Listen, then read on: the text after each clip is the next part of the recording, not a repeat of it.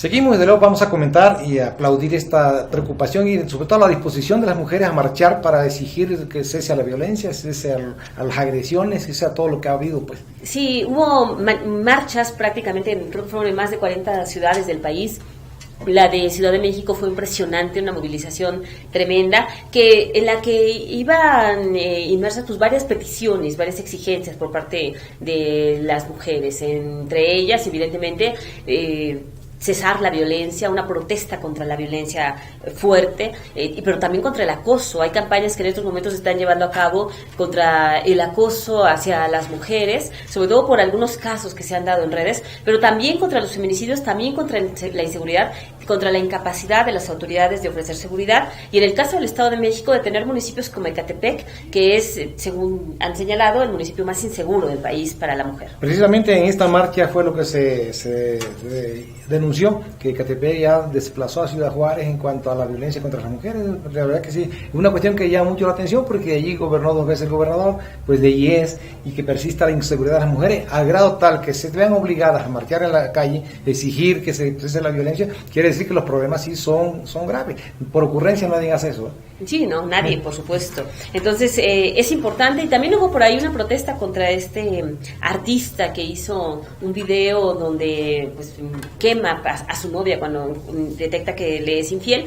Entonces, están pidiendo al alcalde de Metepec que no permita que se presente en la Feria de San Isidro. Habrá que ver cuál es la respuesta, pero lo impresionante pues fueron todas estas manifestaciones, principalmente la de la Ciudad de México, que tuvieron una gran afluencia. Sí, y de luego queremos referirnos y lamentar también lo que ocurrió en el complejo petroquímico de Pajaritos, donde una planta estalló y ya llevaban 32 muertos hoy en la mañana, y hay riesgo de que se incremente la cifra. La verdad es que todos los trabajadores acusan a la empresa de que no tomaron la medida de seguridad suficiente y que incluso hay una explotación laboral muy grande allí, por una parte, pero por la otra también todo el mundo sabía que Pajaritos, este complejo petroquímico, era de Petróleos Mexicanos. Ahora nos damos cuenta que desde 2013 vendieron la mayor parte al ex líder de los banqueros, Antonio del Valle Ruiz, y él es el que es el dueño, y que incluso se la vendieron muy barata, con menos del 50% de lo que cuesta la planta.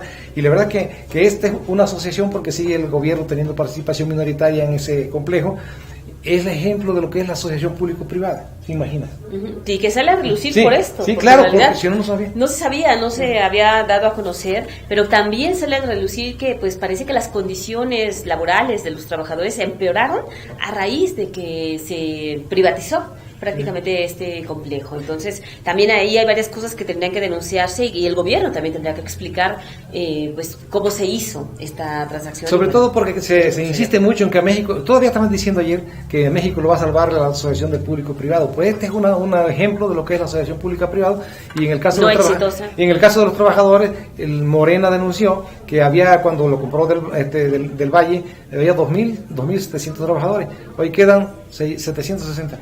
Hubo despido, ellos denuncian que hubo un despido tremendo de trabajadores, y aún así, con los pocos que se quedó, que las condiciones laborales serían muy malas. Entonces sí tendría que haber una exigencia por parte incluso quizá del Poder Legislativo de qué es lo que sucedió ahí en Pemex, para que haya también rendición de cuentas, porque pues lamentablemente pasan tantas cosas que a veces no nos enteramos, y que no nos vengan a decir que la iniciativa privada siempre todo lo que haga va a ser lo mejor. Ahí está un ejemplo de que no es así, de que las condiciones de los trabajadores tampoco mejoraron. Empeoraron, y además incluso porque los sistemas de seguridad tenían personal especializado, y fue despedido y se relevado por personas improvisadas. Entonces ahí están los resultados.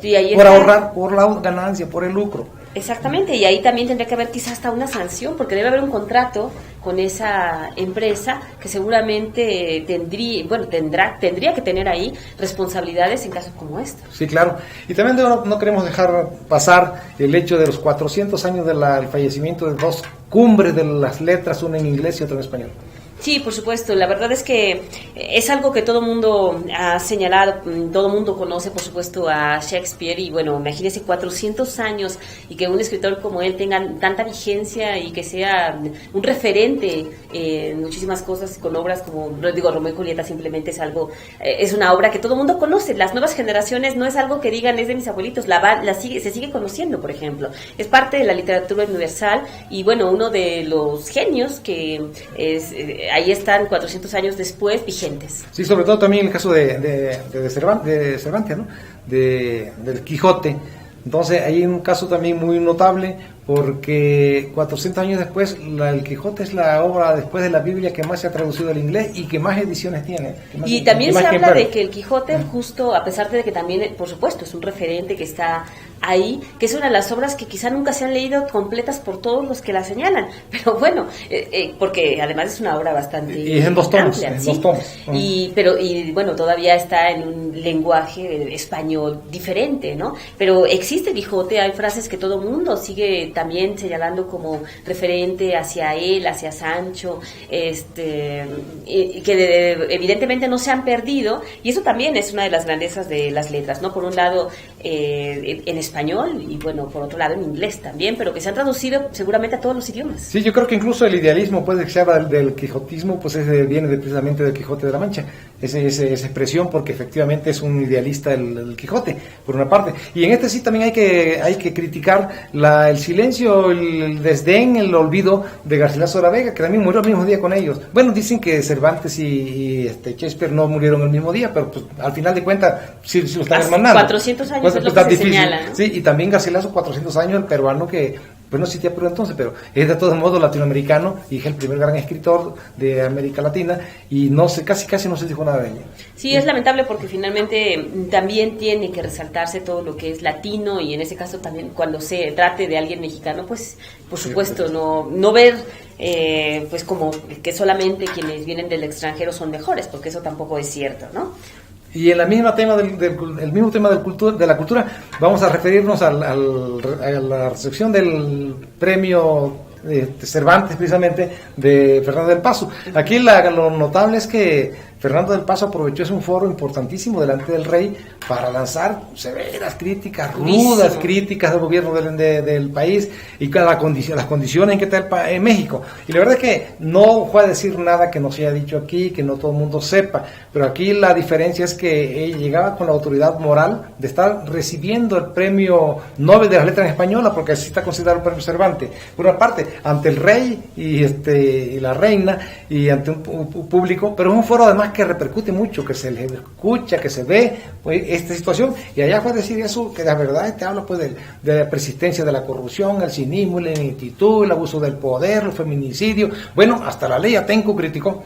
Sí, el camino hacia el estado totalitario que está haciendo México, la impunidad que persiste, la corrupción por supuesto, y el tema de la ley Atenco, que es lo que más se retomó quizá en redes, en torno a que lo había criticado, y que muchos medios de comunicación no lo sacaron, que muchos medios solamente se fueron por el tema de que Fernando del Paso recibió el reconocimiento, y ese discurso es de rescatarse, y la verdad es que en lugar de molestarse las autoridades tendrían que tomarlo como una crítica sana. Si se lo está diciendo alguien con tanta autoridad, deberían estar pensando que algo no está bien que muchas cosas de hecho no están bien en este país, y que podría retomarlo para tratar de mejorar el camino y no maquillar el asunto como si no pasara nada. Es decir, no es López Obrador pues un crítico sistemático del gobierno, sino que es un escritor con mucha autoridad moral, con mucho prestigio internacional y que además pues, tan es así que recibió el premio que claro. Y del punto de vista de los mexicanos no está equivocado. No, por supuesto. En sus juicios. No hay nada que se le pueda refutar de lo que él dijo. Que es de calumnia. Esas violaciones, exactamente, de todo lo que